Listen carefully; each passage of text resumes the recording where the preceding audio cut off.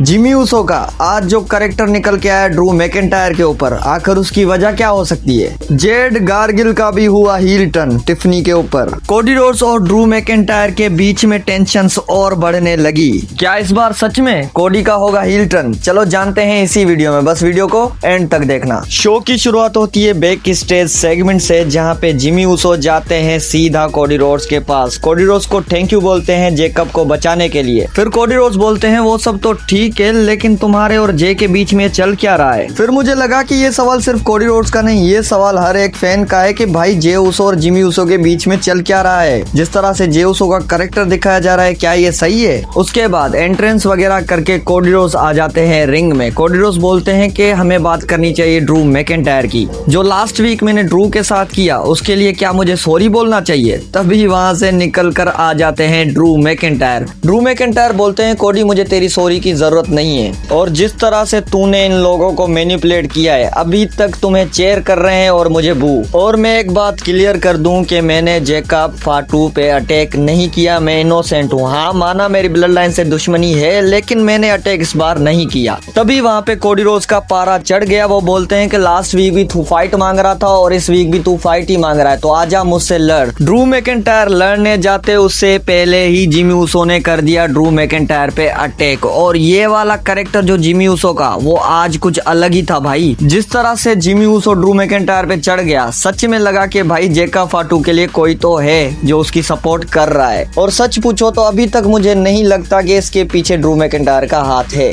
मुझे लग रहा है या तो कोडी रोड्स ने किया है या तो रैंडी ऑर्टन ने। आपका क्या ओपिनियन है कमेंट जरूर करना। फिर उसी टाइम वहां पे एंट्री होती है एमएफटीज की। जिमी ऊसो परेशान हो गया कि भाई एमएफटीज यहाँ पे कहाँ से आ गए, लेकिन एमएफटीज का आज था टैग टीम मैच। फिर बैक स्टेज सेगमेंट हुआ ड्रू मैकिंटायर का निक एल्डिस के साथ, जहाँ पे आ जाते हैं जिमी ऊसो। एक बार फिर से ड्रू मैकिंटायर पे अटैक कर देते हैं। भाई जिमी ऊसो को क्या हो गया? फिर एक और सेगमेंट होता है जिमी और निक एल्डिस के बीच में। जिमी वहाँ पे बोलते हैं कि मुझे ड्रू मैकिंटायर चाहिए। फिर निक एल्डिस बोलते हैं कि ठीक है, तुम्हारा और ड्रू मैकिंटायर का आज एक मैच होगा। उस पे जिमी ऊसो जनरल मैनेजर को बोलते हैं कि मुझे मैच नहीं, मुझे फाइट चाहिए। तभी वहाँ पे जनरल मैनेजर ने इस मैच को बना दिया नो डिस्क्वालिफिकेशन मैच। फिर मैच होता है शिंसुके नाकामुरा और रे फिनिक्स वर्सेस एमएफटीज के बीच में। और ये हमें पता ही था कि भाई एमएफटीज के पास नंबर गेम है और नंबर गेम शिंसुके और रे फिनिक्स पे पड़ जाएगा भारी। एंड में सोलो सिकोआ ने रेफरी को डिस्ट्रैक्ट किया। उसी टाइम टाला टोंगा ने मार दिया चोक स्लैम रे फिनिक्स को। बस फिर क्या, टामा टोंगा ने सिक्योर कर ली विक्ट्री और यहाँ पे जीत गए एमएफटीज।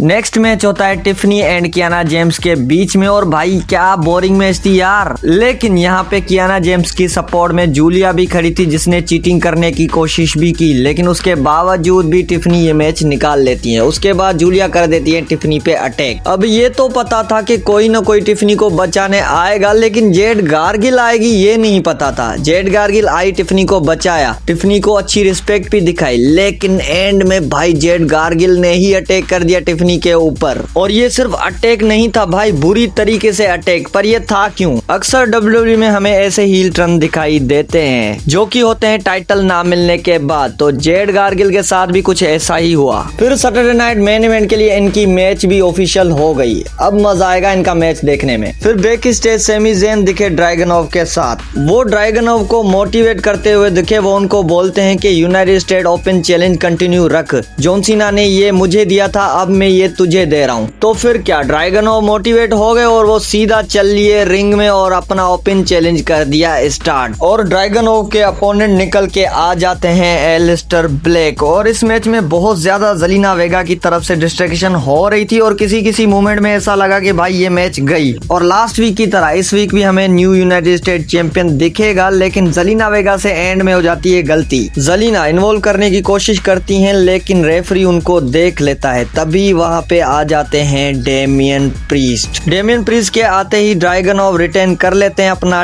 टाइटल। फिर डेमियन प्रीस्ट अपना बदला ले ही रहा था, तभी वहां पे आ जाती है ज़ेलिना वेगा। ज़ेलिना वेगा की वजह से आज एलिस्टर ब्लैक बच जाते हैं डेमियन के हाथ से। फिर लास्ट में होता है हमारा main event match Drew McIntyre versus Jimmy Uso के बीच में। और भाई जिस तरह से ये नो डिस्क्वालिफिकेशन मैच किया गया था, इसमें सब कुछ था। हमें चेयर शॉट्स दिखी जिमी ऊसो की तरफ से, समोन ड्रॉप दिखा टेबल के ऊपर। फिर जिमी जैसे स्प्लैश लगाने की कोशिश करते हैं तो ड्रू मैकिंटायर लगा देते हैं उसको चेयर शॉट मुंह पे देकर और क्लेमोर देकर ड्रू मैकिंटायर इस मैच को विन कर जाते हैं और उसके बाद फिर अटैक कर देते हैं जिमी ऊसो पे बुरी तरीके से, जिसको देखकर कोडी रोड्स आ जाते हैं जिमी ऊसो को बचाने। कोडी रोड्स बचा तो लेते हैं लेकिन थोड़ी देर के लिए। ड्रू मैकिंटायर ने चिपका दी कोडी रोड्स को भी क्लेमोर किक, और ये ड्रू की फ्रस्ट्रेशन देखकर यही लग रहा है कि भाई जैकब पे अटैक करने वाला ड्रू मैकिंटायर नहीं है। आपको क्या लगता है कौन अटैक कर सकता है जैकब फाटू पे? कमेंट जरूर करना।